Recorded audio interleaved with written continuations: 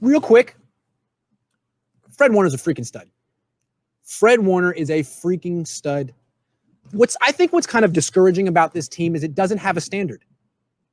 It's supposed to be a premier team. They went to the Super Bowl last year. Was it a one-off? They have a little bit of adversity. They get blown out over and over and over again. Eric Armstead floats through games. Jimmy Ward floats through games. You know who doesn't do that? Fred Warner. Fred Warner came to play tonight. 13 tackles, 1 for a loss. And he was into the game the whole time. Every time he made a tackle, he'd get up and flex on the guy underneath him. And Fred Warner earned that.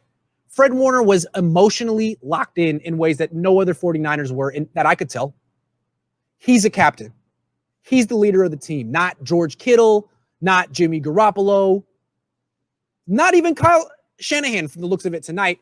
Fred Warner, he leads by example. He leads by every way of leading.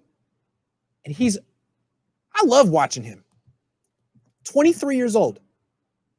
The only person on this team who upholds a standard even when the odds are hopeless. You know who else was like that? Joe Staley. George Kittle isn't like that. I like George Kittle. But the quintessential leader is the mature, stoic guy.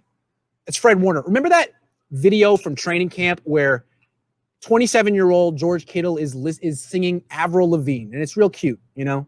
Avril Lavigne, George Kittle, blah, blah, blah. And he's right next to Fred Warner, and he's trying to get Fred Warner to sing along with him, and Fred Warner is in another universe, man. He's locked into practice. He doesn't even giggle.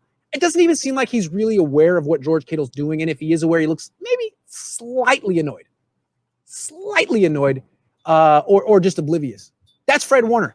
That's the leader of the team. He showed it tonight, and, you know, when they go to New Orleans next week, Fred Warner's going to show up. I guarantee it. I don't know about anyone else, but he will. 23 years old. Ton of respect for him. Love watching him play. Do you think Dre Greenlaw earns a big contract in 2021? I really like him and what he's becoming. No. He's got a ways to go. He's not going to get an extension until 2022. Fred Warner is going to get a major, major extension. He's worth a lot of money. I mean, he could end up being the highest paid inside linebacker in the league. So what are you going to pay him?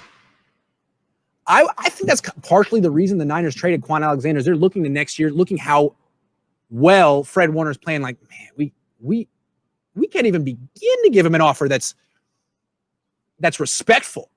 So let's start to create some cap space. Greenlaw is going to be around for a while. It's year 2. They don't have to extend him until year 5. Warner, they got to do something about. And Warner deserves it. And he's not going to be commanding $20 million a year. It's really freaking cold out here. Whew!